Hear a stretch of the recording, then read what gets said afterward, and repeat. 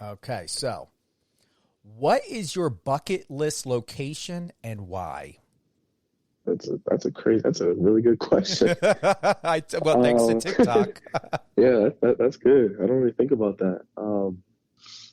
Being in college at North Dakota for 5 years and being a college athlete, you don't get a lot of time to, go to places. So I've actually really wanted to go to Hawaii. I mean, it's still in the United States, but Hawaii actually just sounds super cool. I don't know, just being on the beach or attempting to surf or trying to surf, and just being in that whole other side. Like I've never been to Jamaica. I think when I was 8 years old, and that was like the only time I've been out of the United States. But obviously Hawaii's in the United States, but Hawaii would be great. I'd love to visit Hawaii.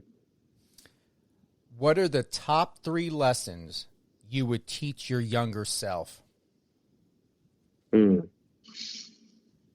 That's good. That's why I wrote them down. That is good. I'm going to say the first one would be time management, especially in college. I mean, high school, you kind of have more time to do things. College, you're really on your own.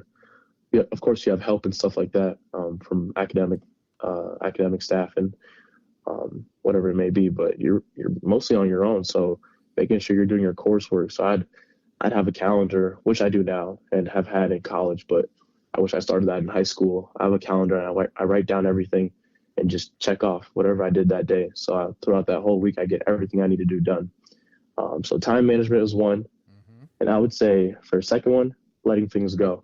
When I was younger, probably my freshman year when I was 18, 19, I'd hold on to a lot of things, whether they're negative, most negative things actually. So I'd hold on to them instead of just letting it go and moving on, or I guess football wise, moving on to the next play, you could call it. And just flushing that I learned from, he's a professional football player. His name's Adam Thielen. He plays for the wide receiver for the Vikings. He does a flush thing, which is just flushing whatever just transpired. So he forgets all about it.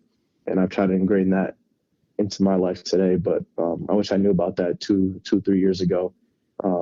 Just to not hold grudges, and whatever anything that bad happens, just flush it, let it go, and move on. And then the third thing would probably be probably stay more in touch with my immediate family. Calling my mom or dad, stepdad, stepmom, brothers and sisters.